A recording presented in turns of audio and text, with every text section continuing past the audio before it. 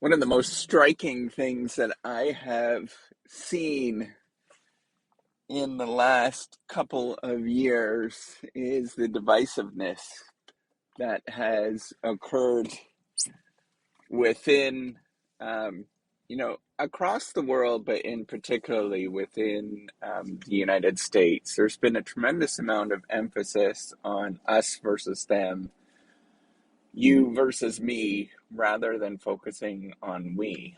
And one of the toughest things that I have dealt with, especially living in the southern United States, is seeing people that you would normally think as kind and generous people acting in different ways. And I've had to recalibrate considerably who how I thought about people and um, what is their perspective on life. And some people at very sort of senior leadership positions, not within the particular organization where I live, actually, or where I work. It's actually been very um, amazing what my institution where I currently work, how they have dealt with things. I've actually been very much impressed with that particular institution. But in other walks of life, be it religious organizations or in leadership positions um, that lead people, particularly I'm thinking right now in terms of people that have been on talk radio, for example, and some people that I've looked up to very, very much so, and had a very tremendous impact on my life, but have turned out to be not what I thought that they were. Under pressure and in sort of a very divisive culture, have gone in completely different ways. And I think for me, this has demonstrated all the much more the importance, the downright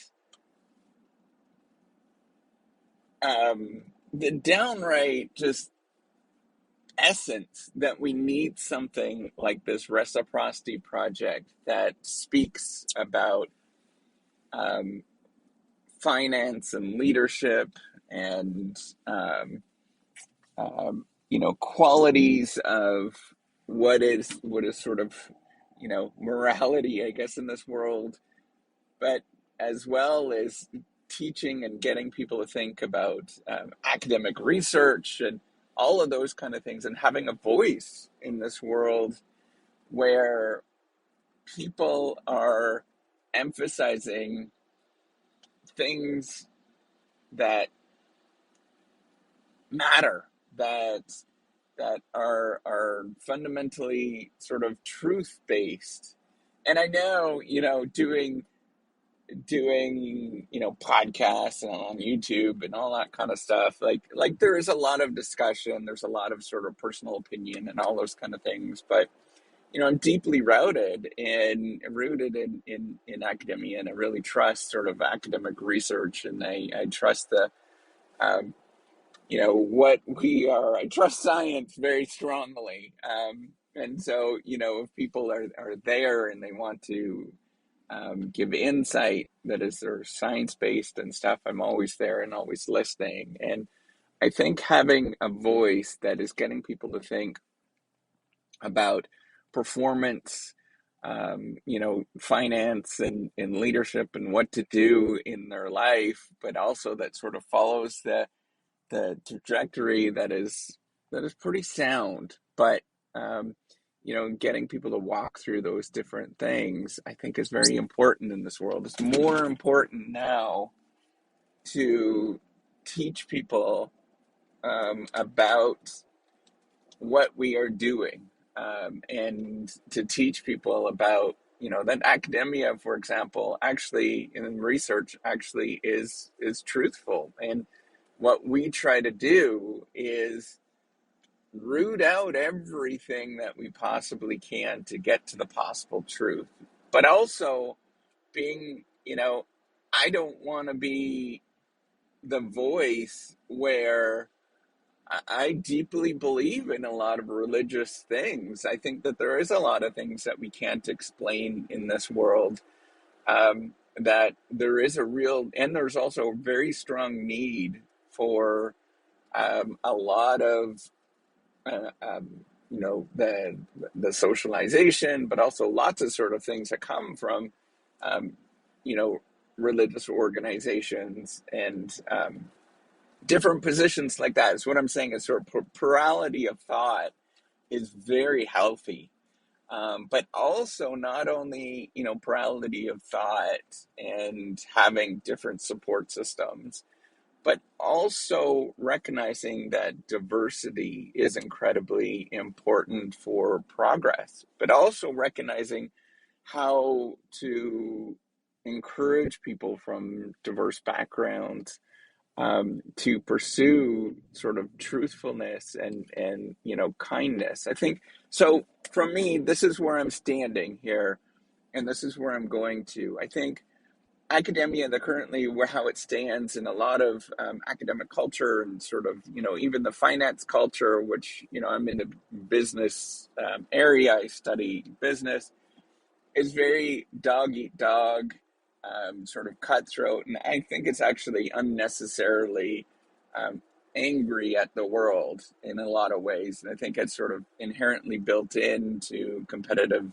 natures and sort of competitive systems where competition makes breeds nastiness. And in in the business world, and as well in academia, which is some of the more competitive sort of arenas around, there is a lot of nastiness. And that's why I can also see that there is a tremendous need for religious organizations and sort of spirituality and coming to things that matter in this world, like family and different things like that, having picnics, things like that are not performance related, are absolutely essential to human existence, especially in a world that emphasizes competition and the sort of nastiness of people.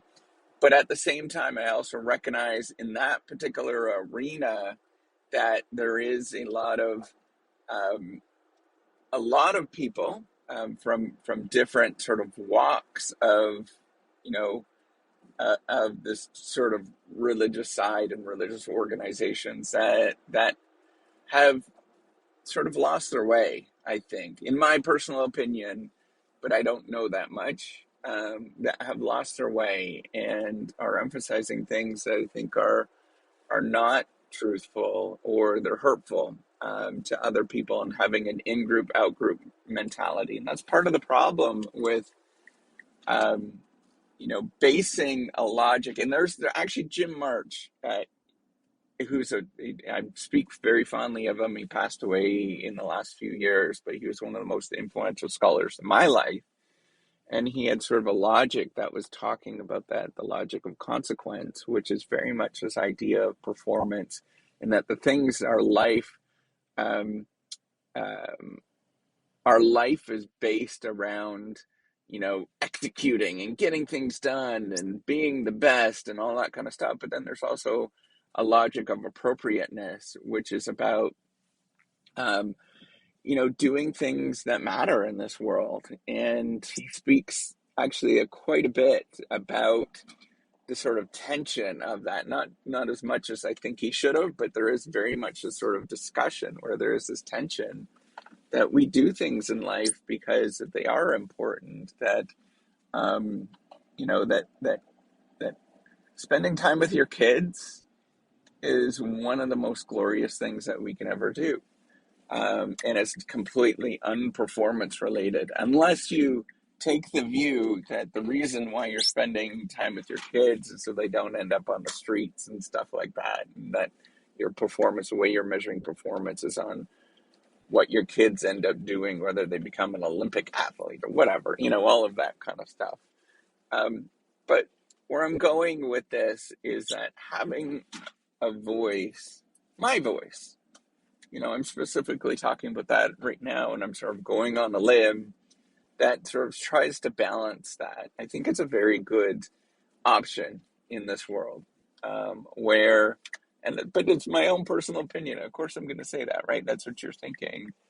But what's important to realize is that it is a voice. It's not because it's like I'm the voice and I'm the sort of all-knowing and all that kind of stuff, but it is a voice, I think, that is different, that's distinct, that nobody is sort of crossing those boundaries, as much as we would like. And I would like to encourage all of you that are listening at this moment to, um, emphasize that in your life, and the importance of both, um, both the sort of performative aspects that we do in this world, and accomplishing things and becoming a leader and being the best and all that kind of stuff, but also emphasizing, the sort of more spiritual, sort of moral purpose aspects of life, and balancing those that are right for you at the right time.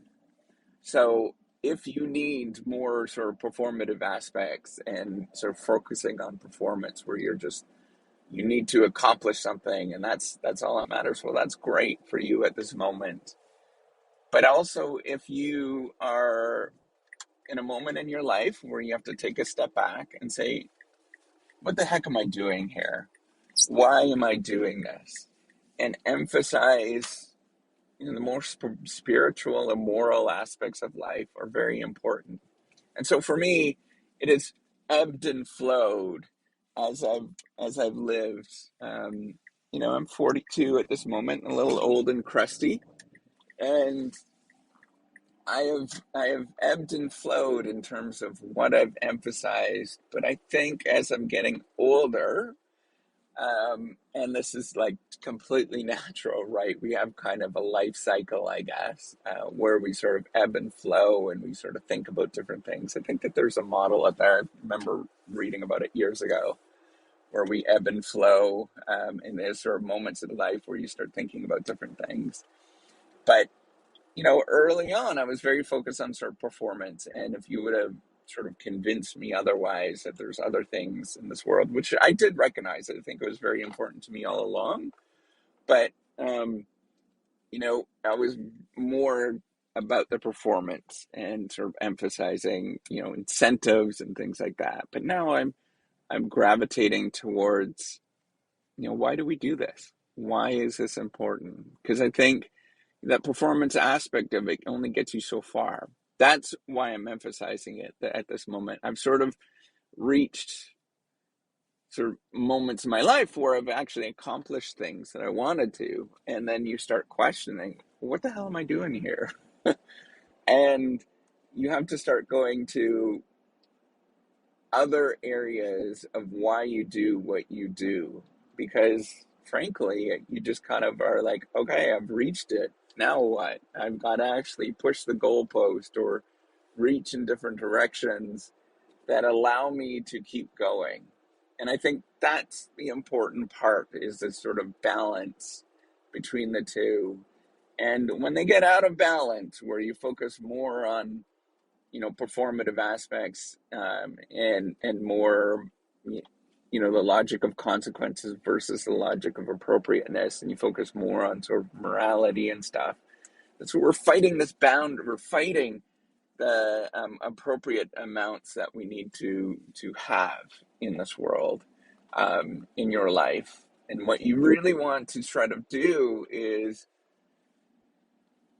recognize that exists, that there's these boundaries, and they both matter. They're both very important, and they're sort of both logics that are very important, and they're critical in our lives.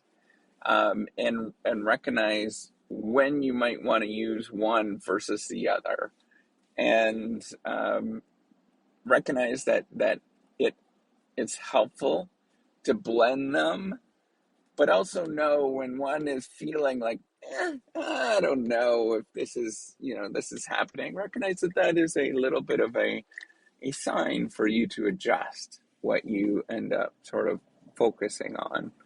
science in itself is very much performative based, or very much on the sort of consequence, logical consequence, which is a shame, because a lot of knowledge needs to not have that. We need to not, we sort of be, we need to do things because we're sort of passionate about it. And that's where, a lot of scientists, they do that, where they just do things because they're passionate about it and they come up with major discoveries. It's nothing to do with the performative aspects of publishing more research articles and all that kind of stuff, but because of the fact that you actually do it because you enjoy discovery. Um, and then the sort of other aspects of life, family, religion, other organizations, other leadership organizations and stuff that are in your life, and more focused on, you know, the moral aspect of things. Family, I couldn't imagine sort of counting the hugs in my family. Like that's nuts. That's just nuts. If you did that, like, golly, good on you, but man, that's not the family I want to live in. But that's where, um, I want you to sort of think about that and balancing that, and as one sort of gets out of kilter with the other, um, you have to take a step back and realize what the heck are you doing, and recalibrate those. And I think that's an important thing to do, and hopefully, with a little bit of discussion, a little bit of like me blabbering on, might be helpful for you. If it's not helpful for you, that's okay. It's helpful for me. I sort of am using this to sort through my own thoughts, and hopefully that allows you to think about your own things. So, I'm going a little bit on the limb at this moment, and speaking about areas where some people might get sort of hot and upset, but I think it's good to talk about that. I think it's important to have these open conversations. And I think we need to emphasize that, the importance of both in our world, and the importance of being open and diverse and be thoughtful. So with that, hopefully you have a good day. Take care, and I'm enjoying. I would love to see you on the next one. All right.